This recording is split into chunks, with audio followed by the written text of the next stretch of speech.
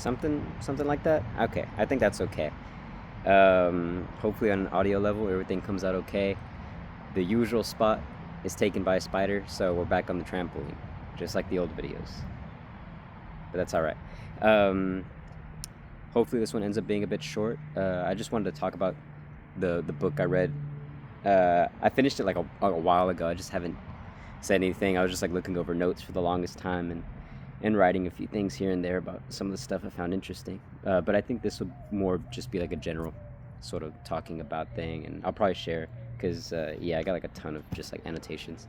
Um, but yeah, Tuesdays with Morrie, Mitch Albern, I believe the Albom is the author's name, Mitch Albom. But general premise, it's about a dying professor reuniting with his former student, and they just have conversations about life very generally. Success culture, the culture in general, love, death, things of that nature, right?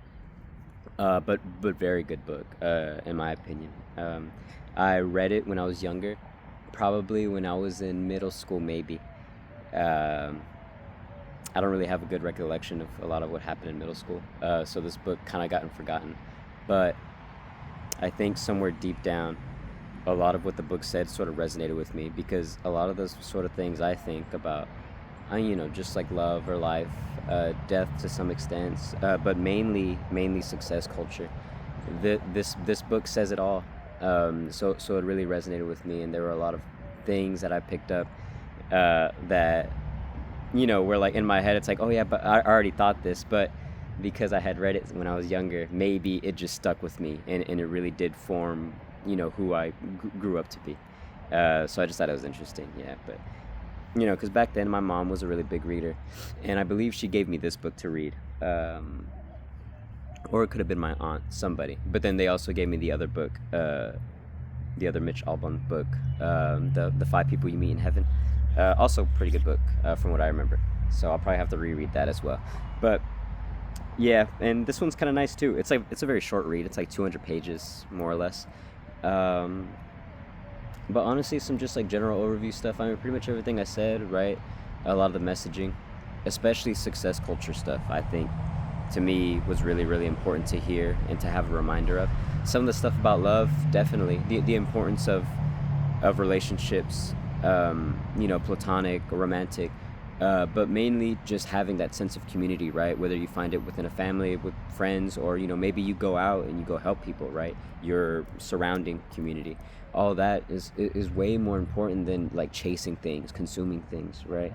um, there's large parts of the book, and I mean with the author in this, Mitch, he talks about his life during school, which is part of the book as well. They'll have these flashbacks where he's in school talking to Morrie, and he seems very grounded and like ready to just explore stuff, and then he goes out into the real world and like to some extent finds out how difficult it is, and finds out how like kind of hateful the culture truly is, and how much it pushes you to like want things you like don't really want, right?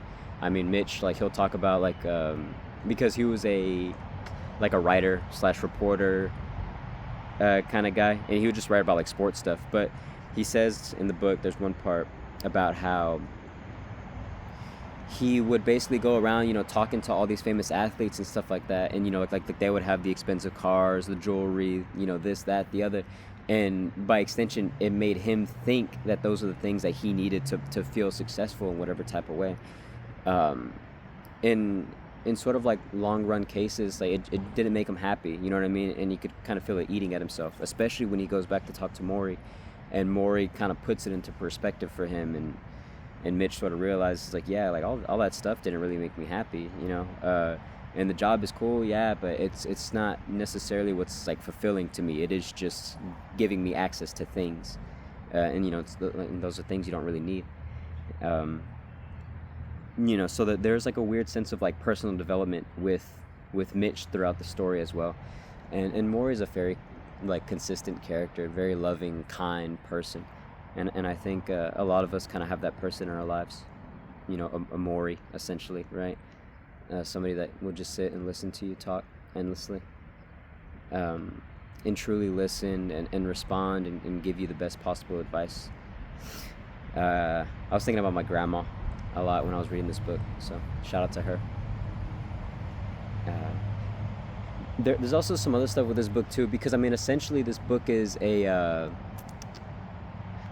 I forget what the term is, like the academic term, but basically, it's like a paper that Mitch is writing about the death of his teacher, and just like the lessons that the teacher's passing on. I don't know, like a thesis, essentially, sort of thing, right? So he's, or like a, would it be like a dissertation? Academic smart people tell me what it is, but he's essentially writing this paper, and the book is the paper.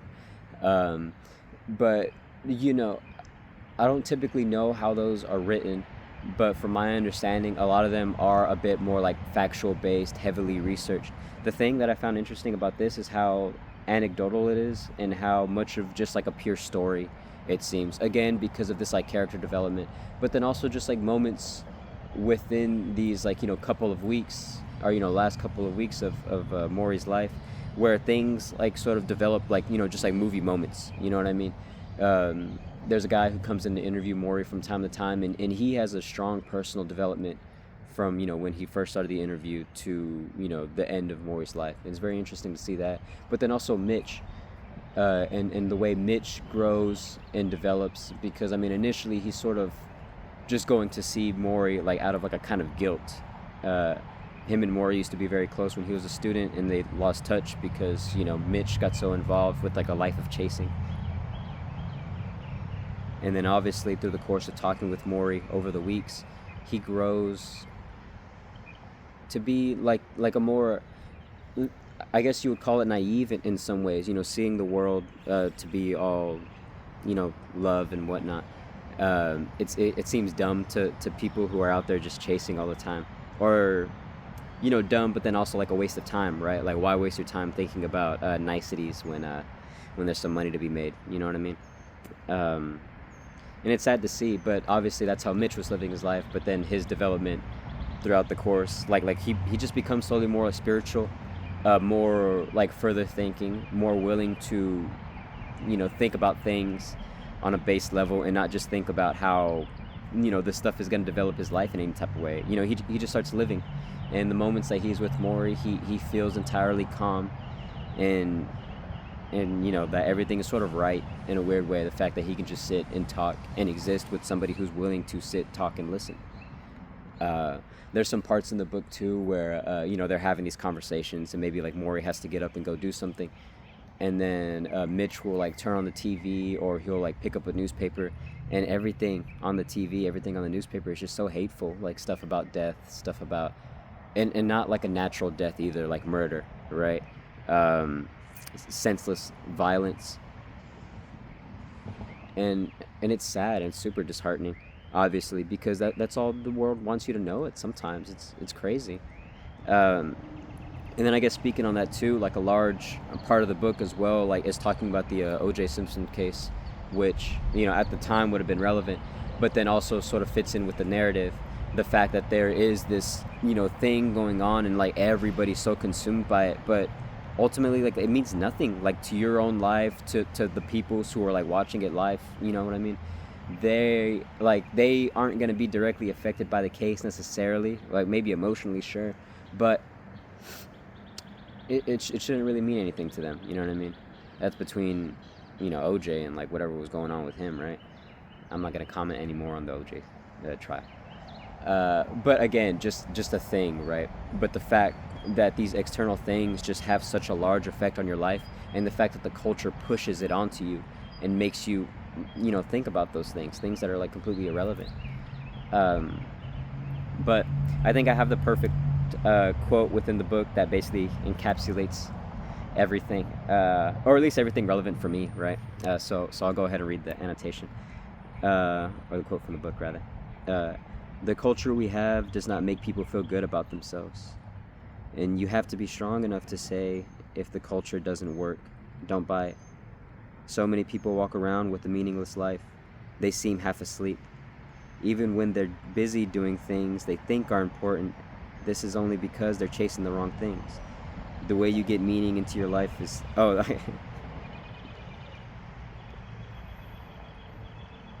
The way you get meaning into your life is to devote yourself to loving others.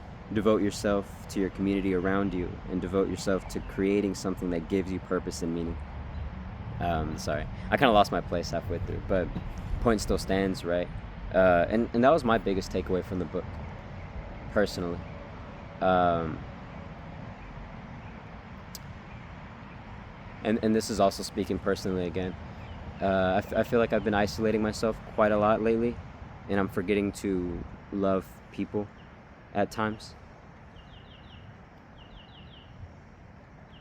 So this book was just a good reminder to do those things, and I still get sad here and there, but this life is worth living, and I need to keep doing it in a way that's pure to me and realistic to me, authentic to me, right?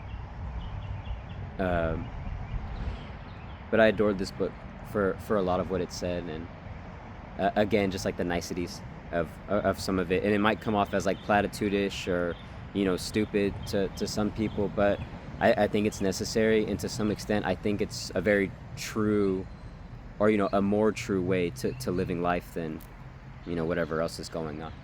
I also want to read a page as well, talking about the spirituality that Mitch begins to develop, because the book has these like periods of like flashbacks and whatnot, or just like moments where Mitch is talking like aside from Morrie, like just observations. But this was one of my favorite ones. As my visits with Morrie go on, I begin to read about death, how different cultures view the final passage. There is a tribe in the North American and Arctic, for example, who believe that all things on Earth have a soul that exists in a miniature form of the body that holds it, so that a deer has a tiny deer inside it, and a man has a tiny man inside it. When the large being dies, that tiny form lives on. It can slide into something born nearby, or it can go to a temporary resting place in the sky, in the belly of a great feminine spirit, where it waits until the moon can send it back to Earth. Sometimes they say the moon is so busy with the new souls of the world that it disappears from the sky. That is why we have moonless nights. But in the end, the moon always returns, as do we all. That is what they believe. Again, like the spirituality aspect of it, and it just sounds, I don't know, kind of platitudinous, like the cyclical nature of the world, and but it's nice to think about. I think the fact that your life can go on past yourself, and obviously if you're thinking about things in a more realistic, grounded sense, and not so much spiritual, like the passage, or what the tribe believes. You exist in the memories of people, right? So a part of you always exists as there's people that you loved and you gave a memory to, or maybe even just like somebody random, somebody you helped within the community, right? And they'll think about you, and they'll tell a story about how a guy helped them out one time, you know what I mean? Or a girl, or etc. There's some reoccurring lines within the book that are also very good too. The one that Morrie says, and I believe it comes from a poem, or it's just a quote, but love each other or perish. Profound and very simple. But then another one too that Mitch and Morrie say together, the teachings go on, and I believe that's how the book ends, if I'm remembering correctly. Let me fact check myself. Yeah, the teaching goes on. But yeah, amazing book, adored it. Again, I guess like if you want to get back into reading, like I am, this is kind of a good one. Very short, 200 pages. It's kind of all there is to say about it. Actually, last thing I will say, the thing I like about that passage that I read, about the tribe, I just like the final line. That is what they believe. Statement, right? Again, with like Mitch tapping into a spirituality, he's not claiming it to be fact or claiming it to be so profound you have to believe it. It is just a thing that exists, and you can take it or leave it, sort of thing. There's also a bit about Morrie, just taking and leaving aspects from like different religions and cultures and stuff. And I guess that's where like the teaching aspect of it comes in, right? We're all students in life, and we can learn things from so many like different sources. Like, the amount of knowledge within the world is so endless.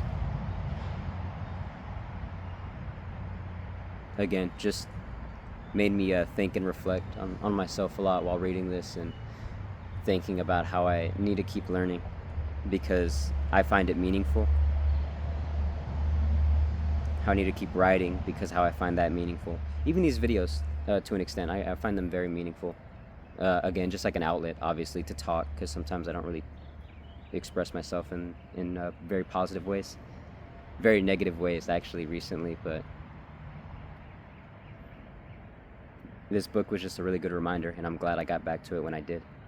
Again, oddly enough, it's the whole Mitch and Morrie situation, right? This book was a teacher to me at a time, and I just kind of went on living my life and maybe think about it here and then, yeah, but it wasn't really there. And then when I got back to reading it all flowed back. Everything that I thought was so based in this, it's beautiful in a way. And I guess that's where a certain beauty to reading comes from.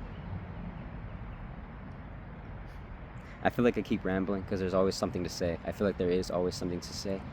But I'm going to leave it be. I think I said the bulk of what I wanted to say, so that's okay. So be it, right? Take care.